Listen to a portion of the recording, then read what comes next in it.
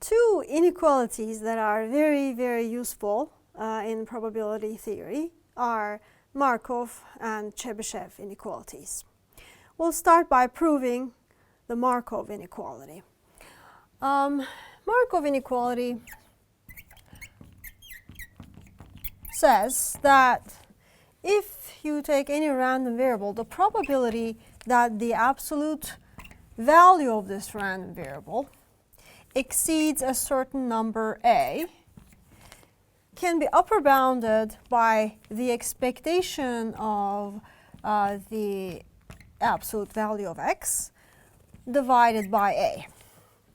Now, in the case of a positive random variable, so if x is always positive, then this looks even better. The probability that x exceeds a or equal or larger than a is less than or equal to expectation of x divided by a. Now, you may ask, is this a good bound? It is most often a very loose bound. Let's first prove that this is true. Proof. We'll use the concept of indicator random variables. We'll define event A as the event that absolute value of x exceeds a, is greater or equal to a, to be more correct. Okay, so note that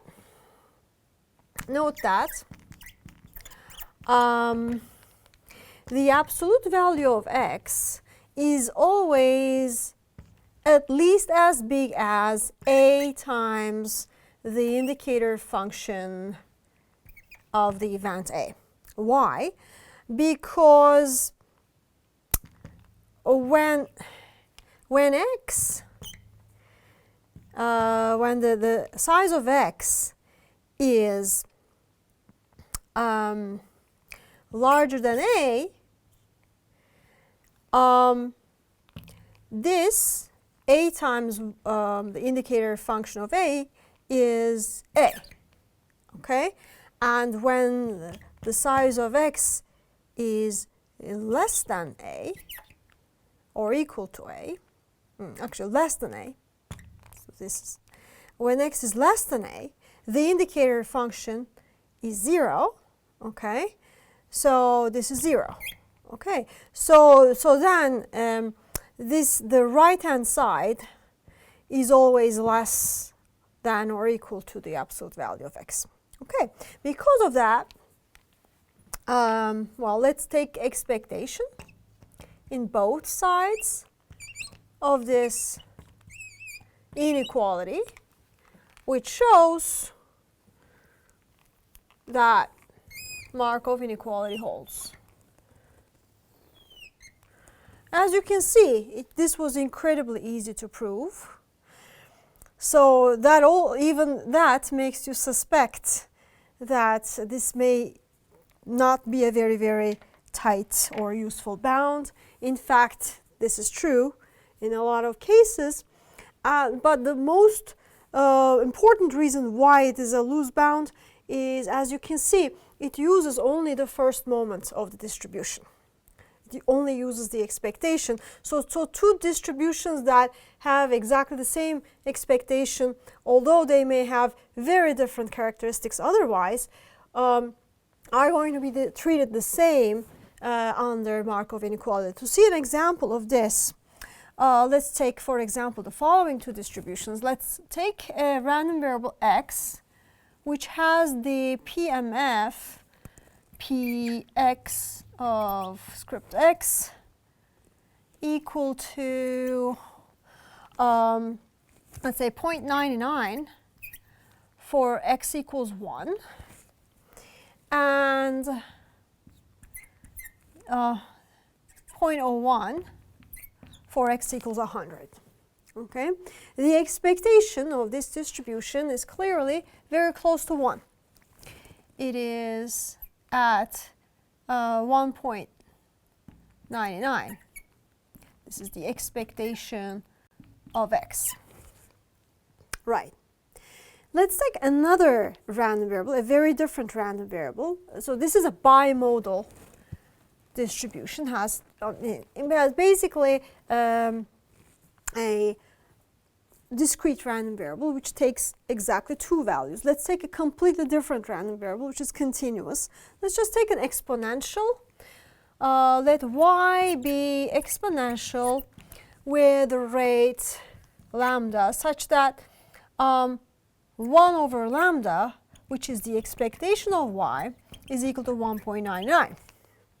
Okay, so lambda is 1 over 1.99.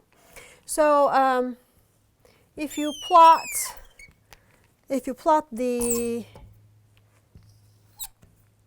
probability density function of y, it has completely different behavior than this PMF, which takes only two values. Suppose this is Fy of y with respect to y, and this is lambda e to the minus lambda y. Now, has the same expectation. Let's compute.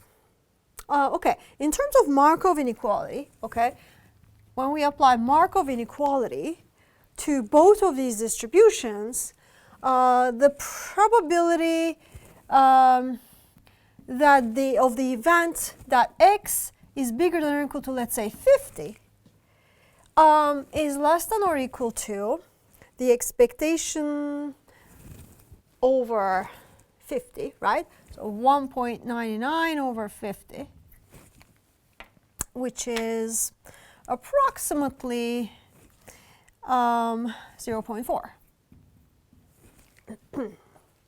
for both distributions. Now, well, let's see how close it is to the actual probability for the two different distributions. For x, so basically Markov inequality says this for x and y at the same time.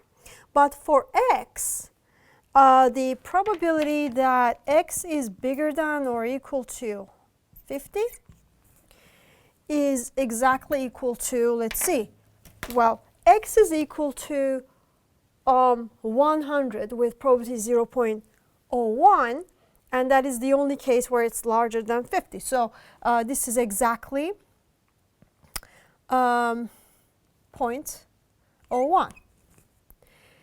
I'm sorry, this is not 0.4, of course, this is 0.04. So let's fix this. This is 0.04.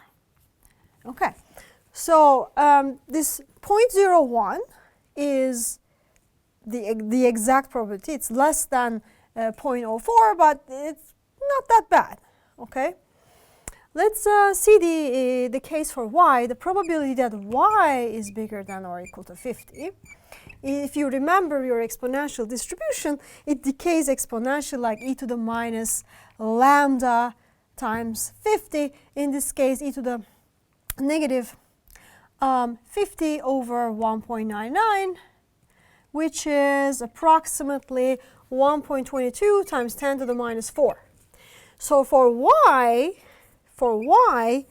Markov inequality appears to be very, very loose and has the bound 0.04 is nowhere close to the actual probability, so Markov inequality does not give us a lot of information in the case of this distribution. What can we do? We could remedy this perhaps by getting a tighter bound that uses more than just the first order statistic, the first order statistic of a distribution, namely the first moment. We could perhaps use a higher moment, and that brings us to Chebyshev inequality, which we will discuss next. Markov inequality is a little bit loose in the sense that it only uses the first moment of the distribution. We often use Chebyshev inequality that is valid for any random variable, not just a positive valued random variable. So take any random variable y, okay, and form z as the square of the difference of y and its mean. Okay, note that z is positive, so Markov inequality will apply to z. Okay, so let's just apply Markov inequality.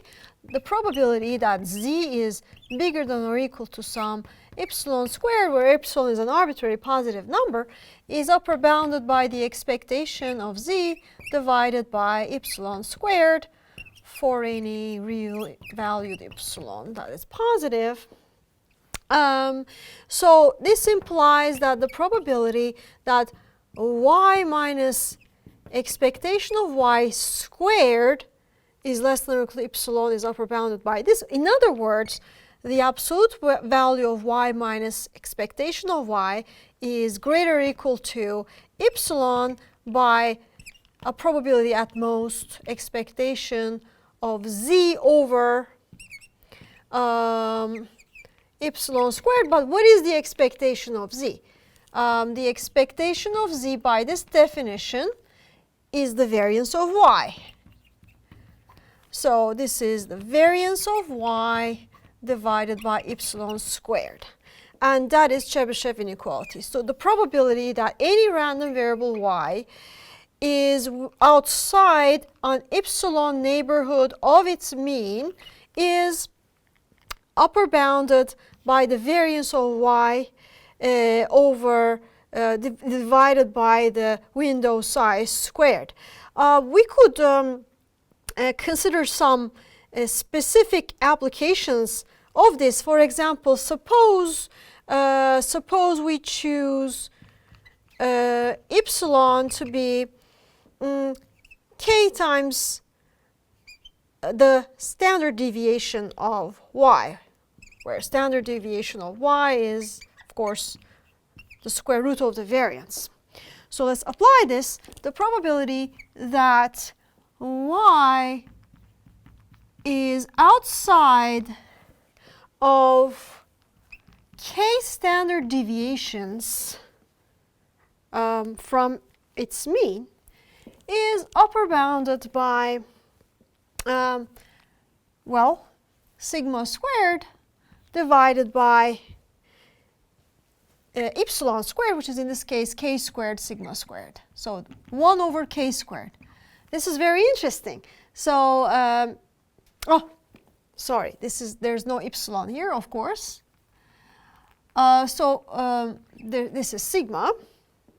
Epsilon is k sigma.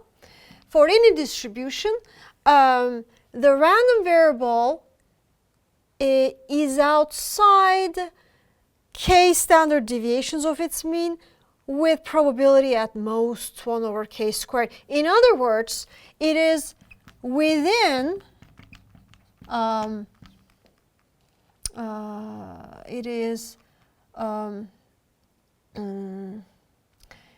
within k standard deviations of its mean with probability greater than 1 minus 1 over k squared. Okay. So let's apply Chebyshev inequality and Markov inequality to two distributions which both have the same mean. For example,